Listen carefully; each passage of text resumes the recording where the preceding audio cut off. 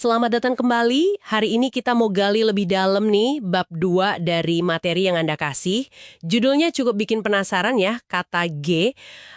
Bab ini intinya ngebahas soal spiritualitas, atau yang penulisnya lebih suka sebut energi sumber.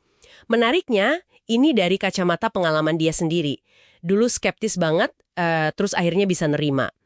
Jadi misi kita hari ini kita coba kupas tuntas pemikiran intinya soal energi, frekuensi, sama hubungan ke kekuatan yang lebih besar itu. Apapun lah ya Anda nyebutnya. Oke, mari kita mulai aja. Penulisnya ini jujur banget ya di awal. Ngaku kalau dulu tuh mikirnya, wah omong kosong, spiritualitas atau Tuhan ini cuma buat orang bodoh, gitu katanya. Dia bahkan nyamain rasa nggak sukanya itu kayak pas pertama kali diajak dansa country di bar Midnight Rodeo. Malu-maluin katanya. Tapi justru karena rasa putus asa ya kan? Merasa bangkrut, merasa payah, itu yang bikin dia akhirnya, ya udah deh mau coba dansa sama ide kata G ini. Mah iya, ini menarik banget. Karena titik berangkatnya dari skeptis itu justru jadi fondasi penting di bab ini kan. Jadi nggak ujuk-ujuk jualan konsep gitu. Tapi nunjukin perjalanannya. Dan fondasi utamanya itu gagasan kalau semua hal itu energi. Ini langsung keingat kutipan Nikola Tesla ya soal energi, frekuensi, vibrasi. Katanya itu kunci buat paham alam semesta. Intinya sih menurut penulis ini, pikiran kita, keyakinan kita, itu semua punya getaran frekuensi. Dan energi yang sejenis, ya bakal narik yang sejenis juga. Betul. Dan yang penting juga nih, penulisnya negasin banget nama itu nggak krusial sama sekali. Bener-bener nggak penting. Mau nyebutnya Tuhan, semesta, energi sumber, intuisi, the force, the zone, apa aja deh. Pokoknya yang terasa klik buat Anda gitu. Penulisnya sendiri, dia bilang lebih nyaman pakai istilah energi sumber atau semesta. Ini langsung nantang kita ya, supaya nggak kejebak sama label doang, tapi fokus ke esensinya. Ke kesadaran adanya energi itu, dan gimana kita berhubungan sama energi itu. Tepat sekali. Dan esensinya ini menurut penulis, ya itu tadi, punya kualitas tertentu. Frekuensinya tinggi, nggak terbatas, penuh kasih gitu. Kalau kita sambungin ke gambaran besarnya nih, terhubung sama energi sumber ini kayak naikin volume frekuensi pribadi kita gitu. Analogi penulis soal medan energi universal kayak Wi-Fi itu, cukup ngebantu sih.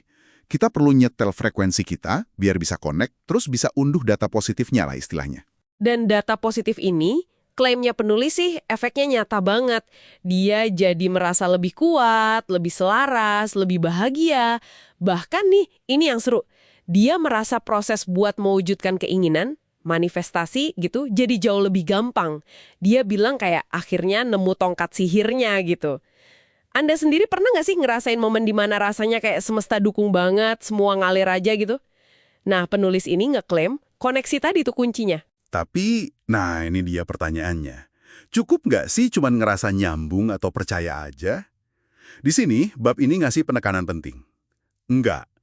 Jadi untuk beneran bisa ngambil hidangan dari prasmanan semesta yang tadi disebut itu ya, percaya kalau apa yang kita mau itu tersedia, itu memang langkah awal. Penting. Dan koneksi ke energi sumber itu bantu jaga api keyakinan itu tetap nyala. Oke, jadi keyakinan dulu ya. Iya, tapi penulisnya negesin banget. Keyakinan tanpa aksi itu, ya ompong. Nggak ada gunanya. Perlu tindakan nyata. Dia nyebutnya aksi habis-habisan demi kemuliaan. Aksi yang sejalan sama energi dan tujuan kita. Balik lagi ke analogi prasmanan tadi. Kita harus ambil makanannya, nggak cuma ngeliatin doang.